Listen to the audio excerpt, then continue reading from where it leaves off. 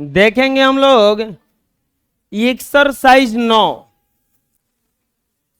पाठ का नाम है रुको बच्चों। इसके लेखक हैं राजेश जोशी। कौन है? चलिए किताब निकाल लीजिए सब लोग।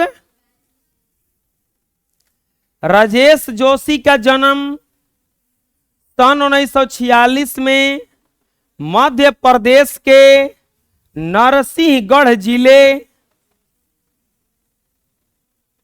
में हुआ। उन्होंने शिक्षा पूरी करने के बाद पत्रकारिता शुरू की।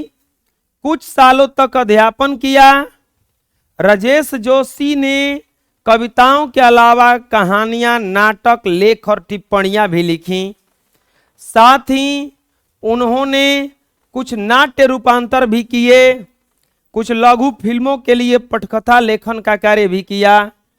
उन्होंने भर्तृहरि की कविताओं की अनुरचना, भूमि की कल्पतरु भी, यह भी रूसी कवि मायाकोव्स्की की कविताओं का अनुवाद पतलून पहिना बादल नाम से किया।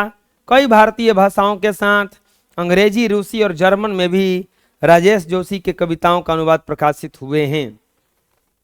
देखिए, राजेश जोशी का जो जन्म हुआ है 1946 ईस्वी में एमपी मध्य प्रदेश के नरसिंहगढ़ जिले में हुआ।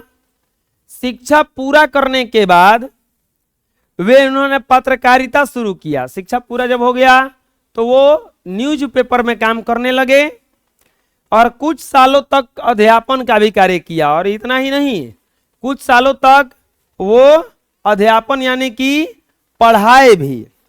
राजेश जोशी ने कविताओं के अलावा क्या क्या लिखा? कहानी लिखा, नाटक लिखा, लेख लिखा, टिप्पणियां लिखा। साथ ही कुछ नाट्य रूपांतर भी किए और लघु फिल्मों के लिए पटकथा लेखन का भी कार्य किया। फिल्मों के जो कहानी होते हैं ये सब भी कोई लेखक के लिखता है बैठ के, क्योंकि ये लोगों को थोड़ा ना पता है, इमेजिनेशन बनाता है लेखक। अब जिसे आप लोग पढ़े कहानी भगजुगनी वाला, कहानी का प्लॉट पढ़े, सूखी नदी का पुल पढ़े, तो सब क्या था? इमेजिनेशन ही है ना, जिसको इमेजिन कर करके लिखा गया है कि ऐसा होता है, ऐसा होगा। वो पढ़े कार बिरजू की मां नाच देखने नहीं जाएगी क्या? तो क्या था? रियल घटना थोड़े ना था कोई। ये दूसरे दूसरे भाषा के अच्छे अच्छे लोग लेख को अपने भाषा में अनुवादित कर दिया इन्होंने। राजेश जोशी के दो प्रमुख काव्य संग्रह हैं, एक दिन बोलेंगे पेड़ और मिट्टी का चेहरा।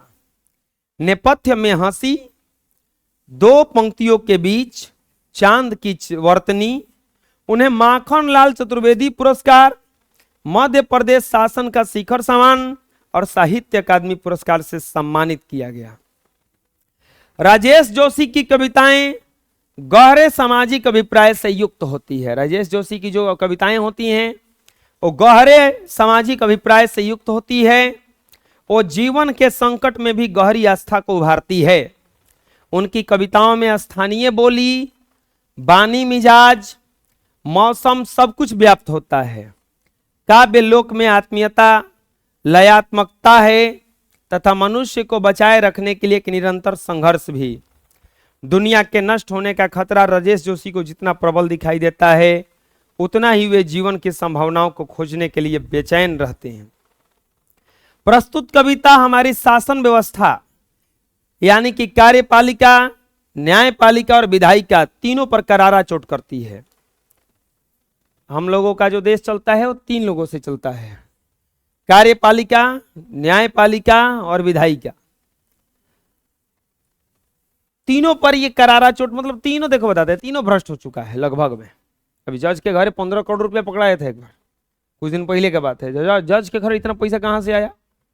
क्या पता कोनो पैसा लेके केस पलट रहा हो फैसला। यहां शासक वर्ग जल्दी में है, लेकिन जल्दी दायित्व निर्वाह के लिए नहीं है। वह सब कुछ रौंद कर आगे निकलने की जल्दी में है। ऐसे में कवि बच्चों को रुकने के लिए कहता है, क्योंकि बच्चा जो हमारा भविष्य है,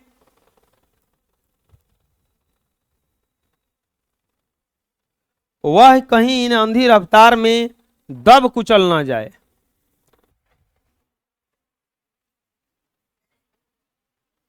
बच्चे रुककर संभल कर सोच विचार कर आगे बढ़ें और शासन व्यवस्था की अंधी दौड़ का हिस्सा ना बने।